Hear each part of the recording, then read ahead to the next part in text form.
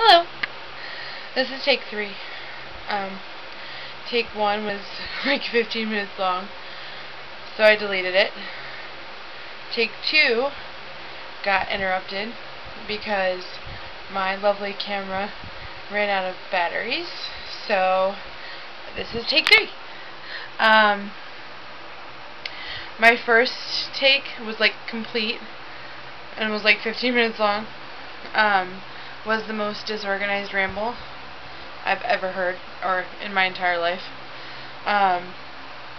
So I'm not even going to talk about work. As you can see, I'm still in my work shirt. Not even going to talk about work. I'm just going to, all I'm going to say is that women's soccer players can put some food away. That they really like buffalo chicken subs, and that I stayed an hour and a half past my second shift today. So today was fun. But what I really wanted to talk about was just some school stuff that I'm going through right now. When I got this job, I was like all idyllic about it. Idyllic is a good word. Idyllic about it. Thinking to myself, oh, I'm gonna, make $1 billion to pay towards the school every month, and I'm gonna be all set to go back for spring, and life is gonna be peachy keen, and I'll only have to put up with this job for 6 months, and it'll all be over. But that is not the case. So, I'm slowly but surely starting to debate going back for spring, just because at the rate that I'm going, I'm not going to be able to even get my entire balance that I need to get paid off in time, let alone have any extra money. So it's looking like next fall. So it's just really hard right now, because on Facebook everyone is talking about going back to school and everyone's excited, and I'm friends with a lot of incoming freshmen. They're going to be freshmen this year at Spring Arbor, and obviously they're like really like just ecstatic right now, and I'm not going to be like, oh, I'm glad you're so happy because I wish I was there with you, and blah blah blah, and just because that's just downer and nobody needs that. So I'm not going to do that, but at the same time, it's what I want to do. I'm not going to lie, because it's really sucky to see all your friends go back to school. Because I didn't even know, when I went to Spring Arbor, I didn't even know what community was. I didn't even know what that entailed.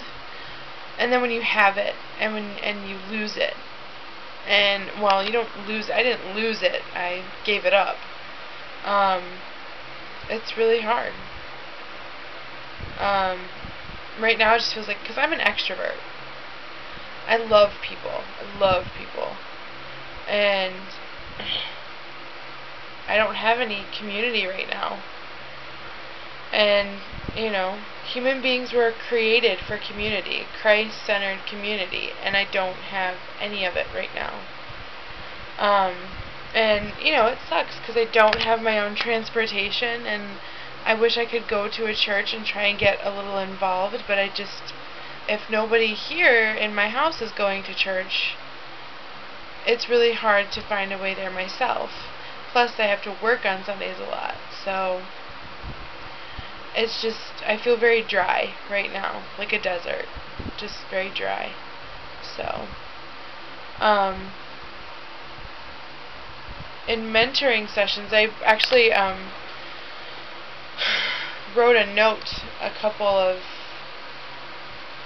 this is going to be, I'm so sorry, this is a random topic shift, and I'm really sorry, but I have like 3 different things that I kind of want to talk about, and 2 of them are related, 1 of them is not. So, and I do not have the presence of mind right now to make any of them interlinked in any way. So, I'm sorry, I'm on my computer at the same time that I do this. How awesome am I? I actually wrote, what I was going to say, is that I actually wrote a blog not too long ago about humility. So, a while ago, it was a couple of years ago now, I was doing mentoring with a mentor who will remain nameless, and we were talking about humility, and I remember at that time, just like with the concept and everything, I could grasp the concept in theory, but as far as day-to-day application, or what humility actually looked like in the life of a human being, I had no idea.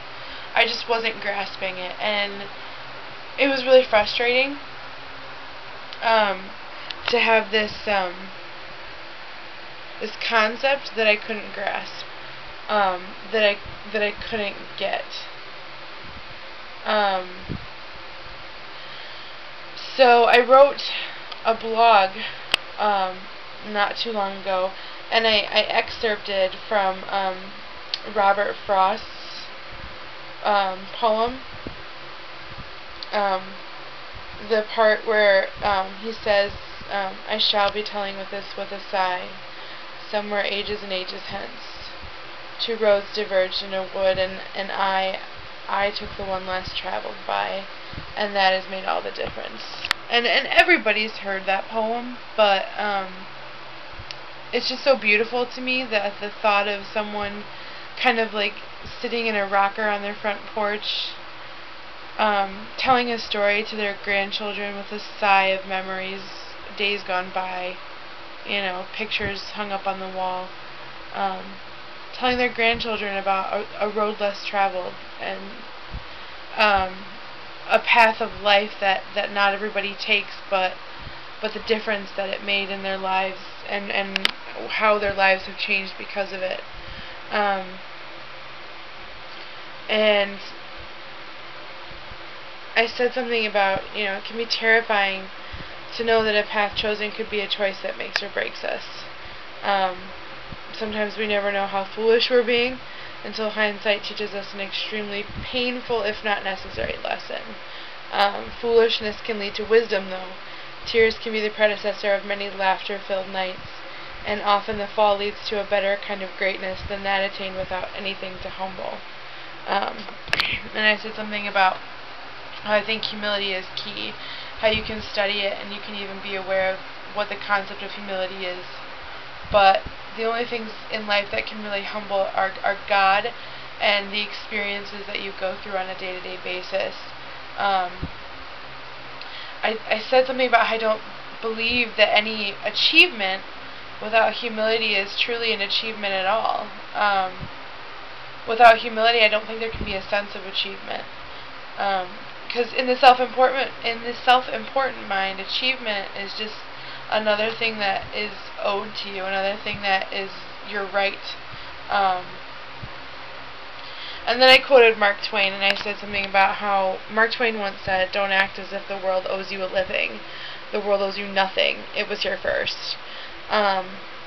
And I said, if pride goeth before the fall, then maybe the rise after the fall is the greatest kind of achievement any man could ever dream of. I'm sorry, my mind just went blank. I said something about how after a fall there seems to be an increased ability to be aware of the presence of God, even in the minutest of details, to appreciate His steadfast promise to uplift and uphold, and begin to, as the scriptures say, boast all the more gladly of your weaknesses, so that Christ's power can rest on you. And that's from 2 Corinthians 12:9. But then I said something about how, the path of humility isn't one that's obviously chosen very often. It's a rocky path, and it's filled with a lot of footfalls and stones to stumble upon, because those who walk the path need to be consistently upheld by something greater than themselves, because left to their own strength of mind, the walker of this path will more often fall than they will walk. So they have to learn how to rely not on themselves, but upon a strength outside of themselves. And I said something about how the strength promises to sustain, but we have to be consistent in our acceptance of the strength, because when the strength doesn't come from within you, then you have to continually accept that strength.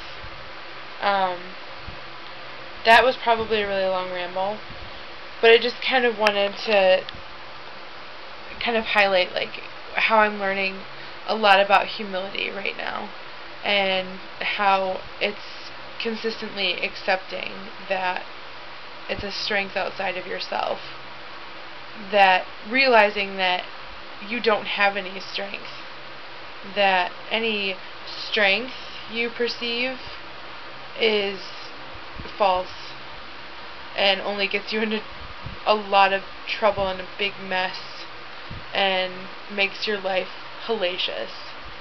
So yeah.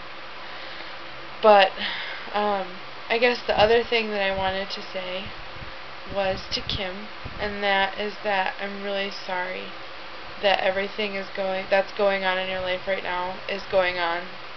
I wish that there was something that I could do or say to make it better, I guess.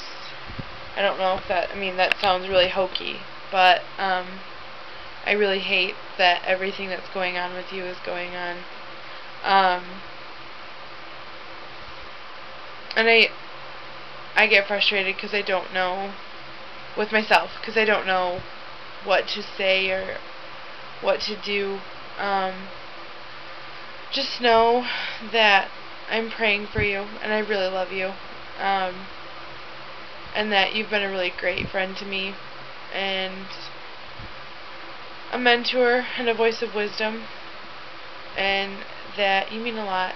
And I just hope, I put my hope in this faith that God is going to bring so much beauty from your life, and for both of us, that He's going to sustain, and He's going to provide. A word that I've been getting a lot from Him lately is providence. You know, as opposed to word of the day, I think it's been like word of the 6 months, because it's just a word that I've been getting over and over and over, and it's something that I'm trying to remember. So, and I want you to remember it too. Okay? So, yeah, I love you, and I love all you ladies, and thank you for listening to my probably disorganized and ridiculous and read off of a computer screen rant. And hopefully I'll post again soon. If you've gotten through this, you're a hero. You're a champ. You're my hero. So, I'm going to go to sleep now. It's like 2 o'clock in the morning, and I have to be up at 9 to be into work at 10. So, I'm going to go to bed, and I hope you ladies have a wonderful end to your weekend, and that you have a lovely week. Bye, ladies.